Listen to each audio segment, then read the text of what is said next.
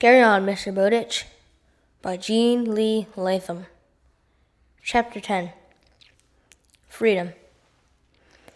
Later that same morning, a boy brought Nat a note from Nathan Reed, who had opened an apothecary shop in Salem. Dear Nat, I have an apprentice in my shop who's interested in scientific things, too. If you'd like to come around on Sunday evening and talk with us, we'll enjoy having you. Yours sincerely, Nathan Reed. During the rest of the week, Nat looked forward to Sunday evening.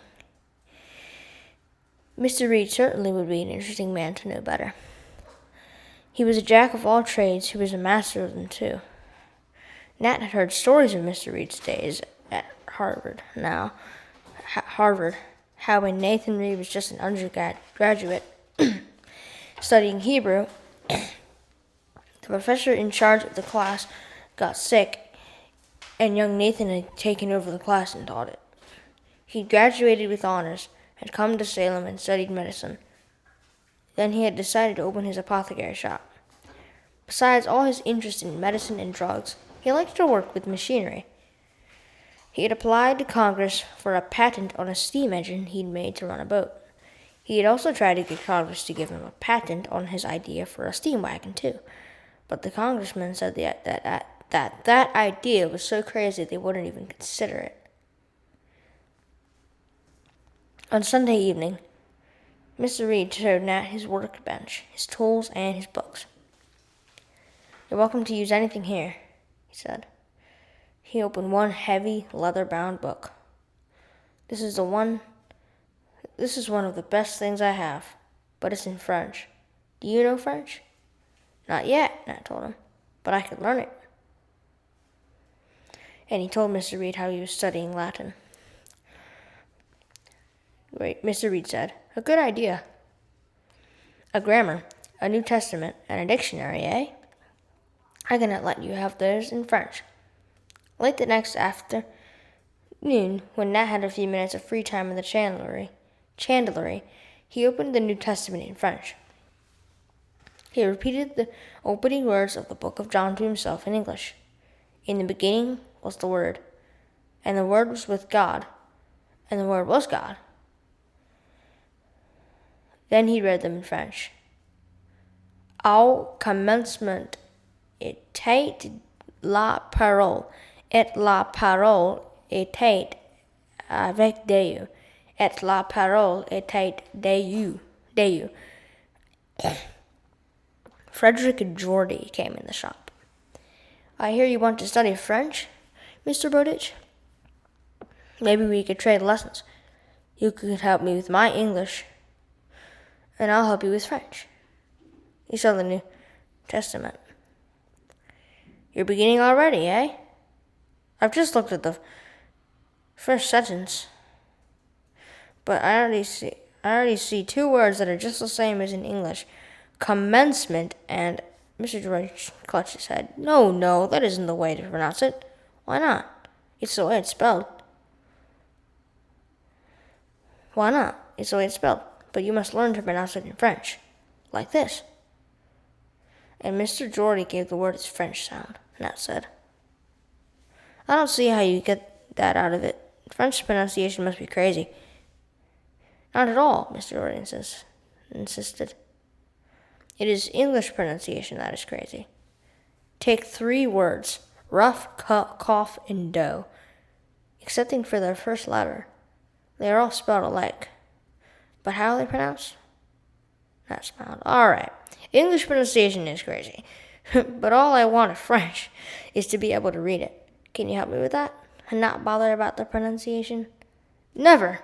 I couldn't stand hearing you mangle it. Nat shrugged. All right, I'll learn to pronounce it too. With Latin and Principia, with French and the Curwen books, and his evenings with Mr. Reed, Nat filled every minute when he wasn't working at the chandlery, eating or sleeping. December passed. A new year began. A nor'easter howled in from the Atlantic and smothered Salem in snowdrifts. For 3 days, Nat sat at the chandlery and studied almost undisturbed. Fourth morning, The fourth morning, Elizabeth Boardman came. Nat smiled at her. My first customer today. What can I do for you? When Father gets back from the West Indies, I want to surprise him. Nat smiled. That shouldn't be hard to do. You can surprise anyone without half trying. Elizabeth studied him gravely. Sometimes I'm not sure what you're talking about. Or even, Nat told her. How do you want to surprise your father? With a present. He always brings me something. This time I want to give him a present. Something he can use. How much can you pay for it? Oh, that doesn't matter. Mother said I can get anything I wanted to. Nat studied. Parallel rulers might be nice. Do you suppose Father has them already? Nat exploded. Of course! What kind of sailing master do you think he is? Then he apologized quickly. I'm sorry, I didn't mean to bark at you. I know. I'm just like a chair you stumble over in the dark, Elizabeth said. It isn't the chair's fault, but you kick it anyhow. Nat blinked. What are you talking about? Your brain. It's too fast. So you stumble on other people's dumbness, and you want to kick something. Nat felt his face get hot. But I shouldn't. Elizabeth agreed. No, you shouldn't. But even if people are dumb, they aren't chairs, are they? They do have feelings. Eliza was right, Nat said. You do have eyes on the back of your heart. Come on over here, and I'll show you how your father uses parallel rulers. He smiled. And you may ask all the questions you want to, and I promise not to bark. In the weeks that followed, he explained a lot of things to Elizabeth. Sections and logs, spyglasses and dividers. It was March before she finally decided on the present. Binoculars. When she had paid for them, she said, I'm going to watch for his ship tomorrow.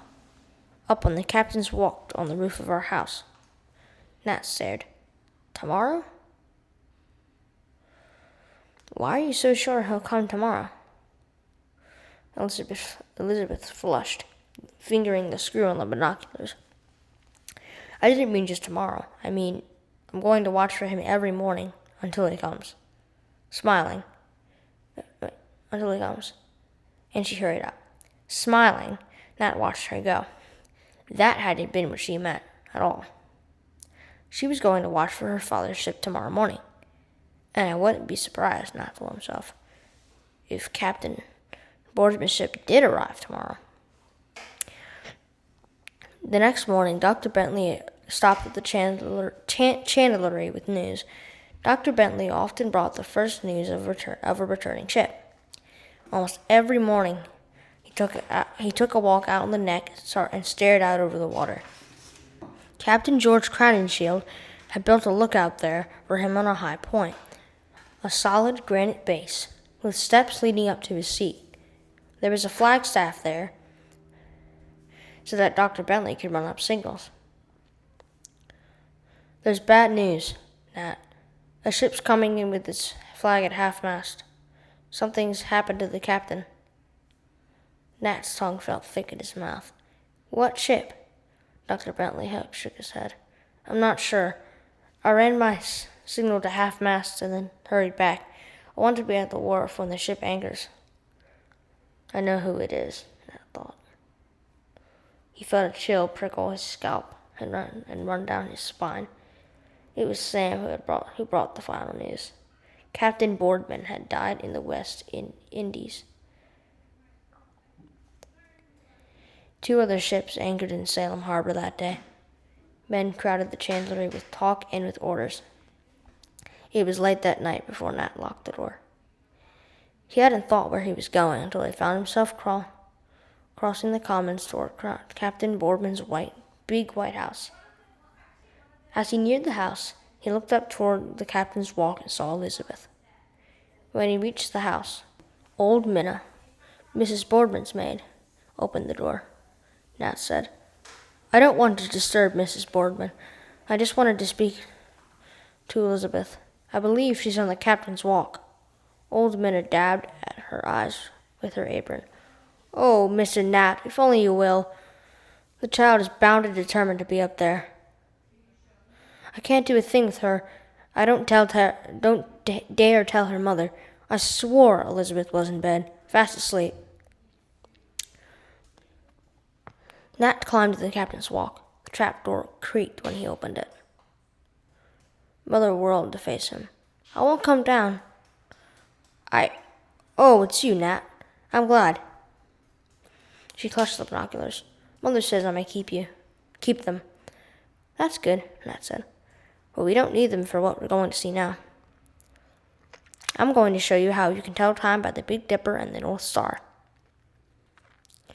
"Can you find the Dipper?" Elizabeth studied the stars a moment. "Is that it? Upside down? You found it all right. Now look at the stars on the side of the Dipper across from the handle, and imagine a line running through them and slanting down. It goes to another star." Nat said, "That's the North Star. If you think of the North Star as the middle of your clock face and the line from it through those other stars as the hour hand, you can tell time. It says about 1 o'clock. Is that right? No, this clock runs backwards. Is it 11 o'clock? No, there's one other difference. It takes 24 hours for the Big Dipper to spin around the North Star. So every hour space in the clock face stands for 2 hours." Elizabeth sighed. "There goes your brain again." She studied. 10 o'clock? You're doing fine." Nat went on talking. Finally, Elizabeth said, "I'm sleepy, Nat." He tiptoed down from the captain's walk. Old Minna was waiting for them. She went to the door with Nat. "Bless you, Mr. Nat. I don't know what you said to her, but there's peace in her eyes now." We looked at the stars," Nat told her. "Sometimes, if you looked at the stars long enough, they sort of shrink your troubles down to size." Minna shook her gray head. I haven't a notion about what you're talking about, but I'm sure it's wonderful.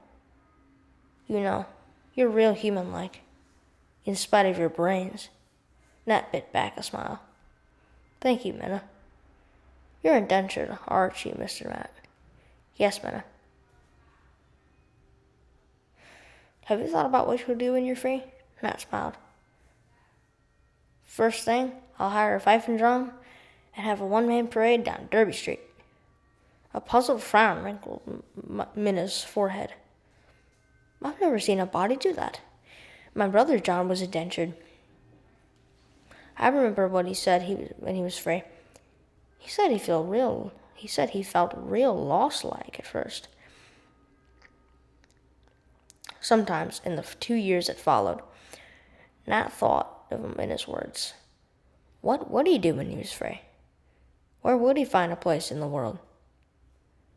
He thought about it especially whenever Hab or William or David was home between voyages. Each of them talked of his ship. Each had found his place in the world. Nat wondered again when the last of his brothers went to sea. Sammy was 16 when he swaggered into the chandlery one day and grinned down at Nat. "Just came to say goodbye for a while. My ship's bound for Jamaica." Nat smiled and shook hands and watched Sammy swagger out of the shop to board his ship. His ship. Sammy had found his place too. Nat shrugged and turned back to his bookkeeping. Even while he was still thinking of Sammy, his glance flicked down a column of figures, and his fingers jotted the answer. He realized his mind was wandering. He jerked his thoughts back in line and added the figures again. He'd been right the first time. For almost 9 years right. Now, he'd been right about figures. What could he do with the next 9 years? Go on adding columns and columns of figures? The week before he was 21, Nat wakened with the feeling of something hanging over him. He sat up slowly. He sat up slowly and looked about his garret room. How many times, his first year in this room, had he fought back tears? He had been so alone. No one to say goodnight to. No one to sit and talk to. No one. He had had nothing but the books he studied and the things he copied into his notebooks. For 9 years, this room had been his home. In a week, it would all be over. He'd be free. He could come and go as he pleased. "I'll be free," he muttered. "And I know now what his brother meant. I'm beginning to feel lost-like, too." As he got out of bed, a piece of white paper under the drawer caught his glance. He picked it up and read, "Dear Nat, in case you've forgotten, we have just another week until your 21st birthday. We hope you'll want to stay on in this room. We're sure you would feel empty without you. So as long as you care to stay, and whatever you're doing, think of this room as your home. Will you?" There was more, but the words blurred. Thanks for listening. Please be sure to subscribe and leave a like. Carry On, Mr. Bowditch by Jean Lee Latham. Chapter 11. What next? On Tuesday of Nat's last week at the chandlery, Ben Meeker drifted in and leaned against a barrel. "Well, Nat, it's almost over. Seems like. Eh?" "What do you mean, seems like?" Nat asked him. "I told you 9 years ago you were becalmed, didn't I? And you are. Your adventure's almost over, but what can you do? Keep on working in a chandlery like as not." Ben shook his head. "And if things keep going from bad to worse, you won't have this job very long. Our merchant ships will be wiped off the seas." Nat snorted. "Bosh!" But he knew there was something in what Ben said. American ships were having a hard time. Ever since America had won her freedom from England, she had to fight for her rights on the high seas. Now England and France were at war, and things were in a worse fix than ever. President Washington was trying to keep America at peace with both countries. He had declared his country's neutrality, had said America would not side with either country. Now both England and France were attacking American ships. Yes, there was something in what Ben said. Ben sighed and shook his head again. "We ought to have sided with France back in '89 when the revolution started. If we had, we wouldn't be having trouble with France now. They'd be helping us against England."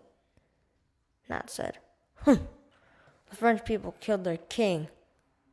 Now they've got Napoleon. He doesn't sound much better than a king to me." "We should have sided with France," Ben repeated. He pulled a dirty scrap of paper from his pocket. "I got a piece here that I cut out of a newspaper. The editor put it just right. He gives Washington a good going over for not siding with France.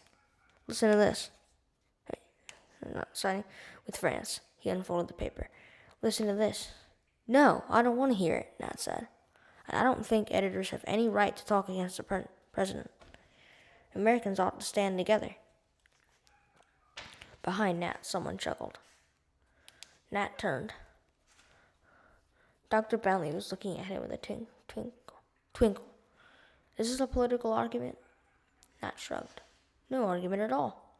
Ben's got an article there that talks against the president. I said I didn't want to hear it. I said that sort of thing ought to be stopped." To Nat's amazement, Dr. Bentley shook his head. "No, Nat, we can't have freedom unless we have freedom." Nat stiffened. "Does that mean the right to tell lies?" Dr. Bentley smiled. "It means the right to have our own opinions. Human problems aren't like mathematics, Nat. Every problem doesn't have just one answer.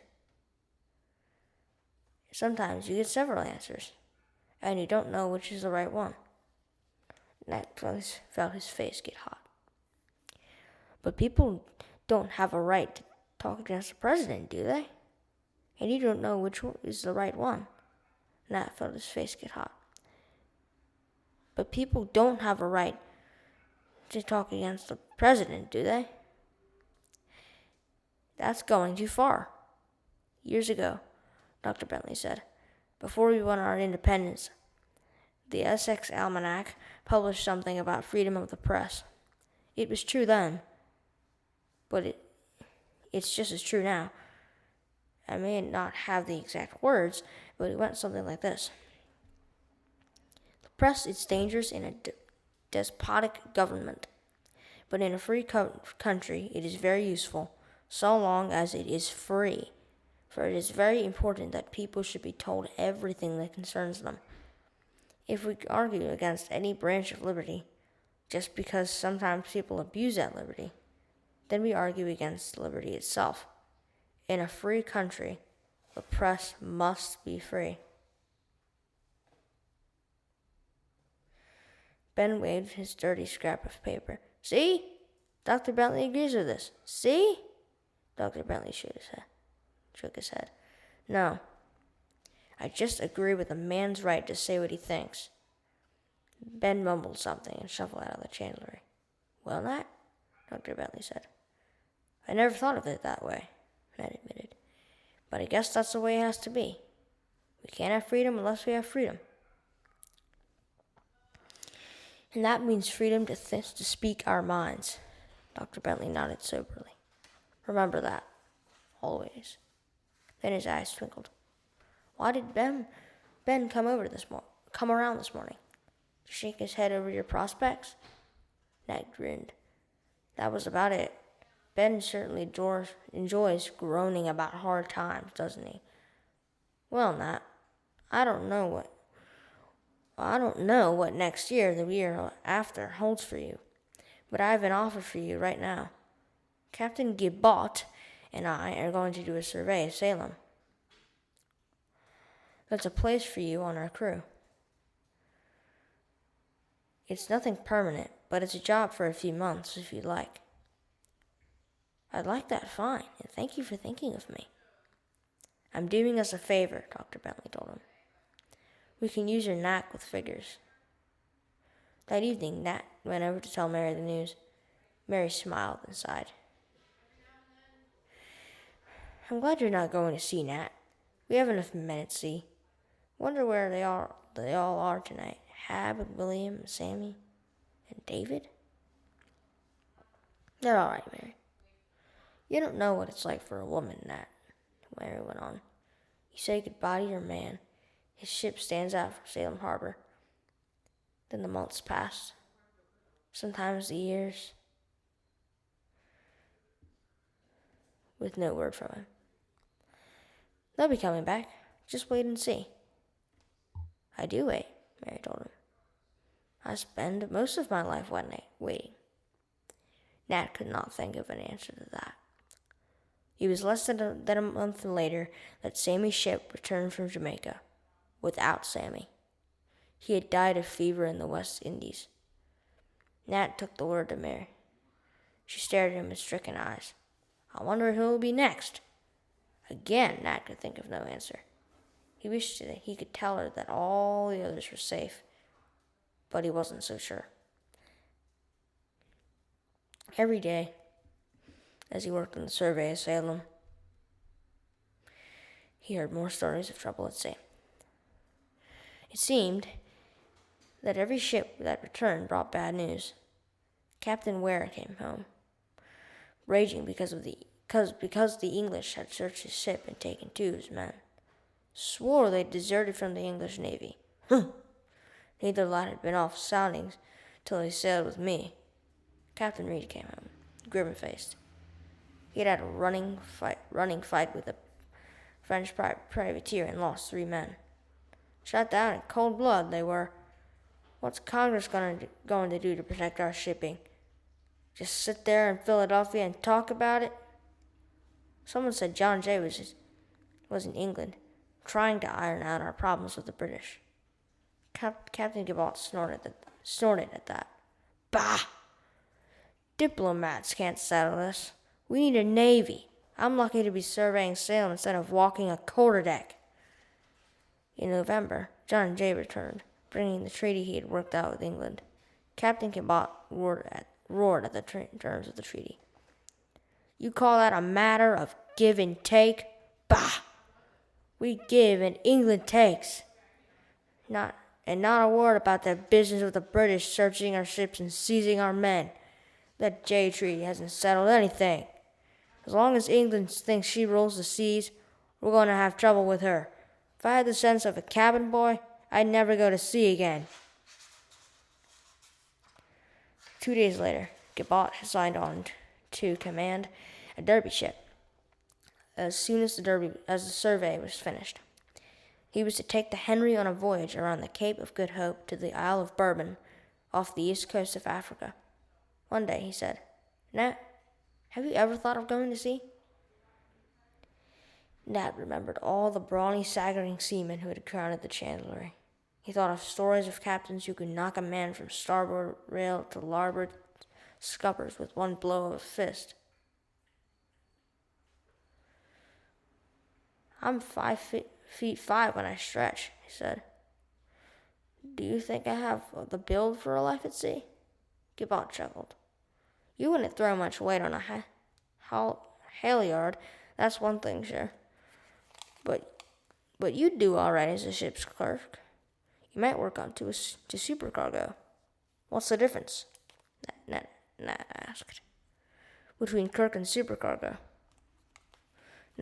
Gibalt shrugged. The pay, mostly. They both do the figuring. It's an easy job if you have a head for figures. In port, there's plenty to do. We may sell one cargo, buy another, sell that in the next port, and buy a third. But between ports, you'd have an easy time. No watches to stand, no decks to swab. I wonder, Nat said, if a captain would let me take my notebooks on board and study between ports. Are you still? Gibalt stared. Are you still studying? What else do you want to know? Dr. Bentley says you already know more mathematics than any man in the country. He shrugged. But if you still want to study, you could bring your notebooks along for all of me. Nat's heart jumped. Was Gibalt talking about his going on the Henry? In a Derby ship?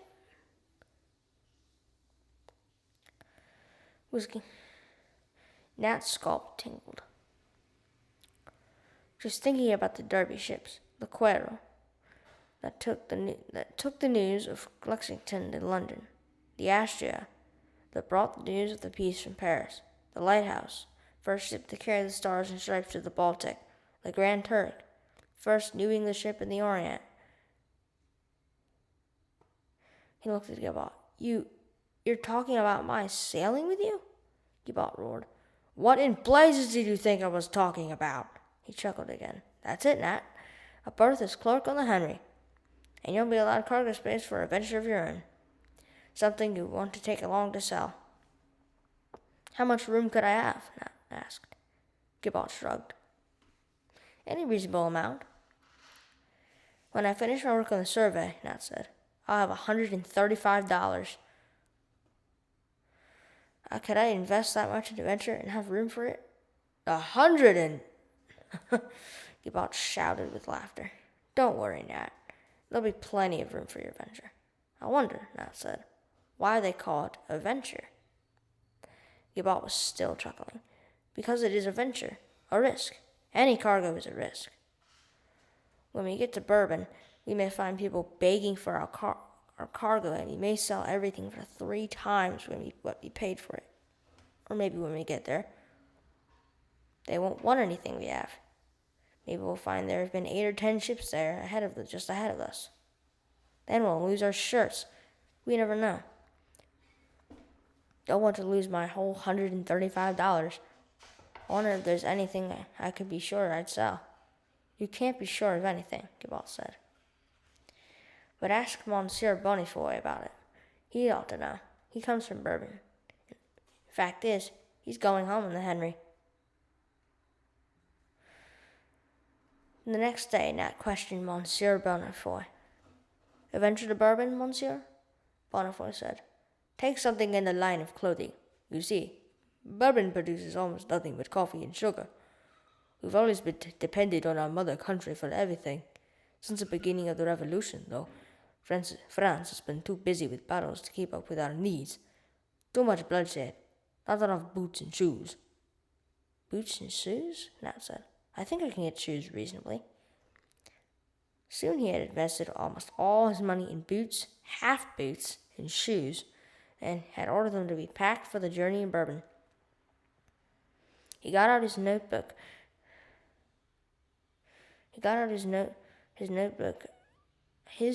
on navigation and studied it all over again. He borrowed a logbook from Captain Gibbot and copied it, just to be sure he knew how a log was kept. David Martin's ship anchored. He sympathized with Mary over Sammy's death. But he said, "Don't blame the sea, dear. Men die of yellow fever in the States, too. Remember how it was with Philadelphia in '93? Then his eyes lighted at the news that Nat was going to see. He gave Nat a sextant. You'll catch on to using it in no time, he said. I've tried them out, on land, of course. I guess at sea. Nat paused. David chuckled. First time you try to shoot the sun? It's about like trying to thread a needle when you're running downhill. Nat told David about his adventure and the logbook he made.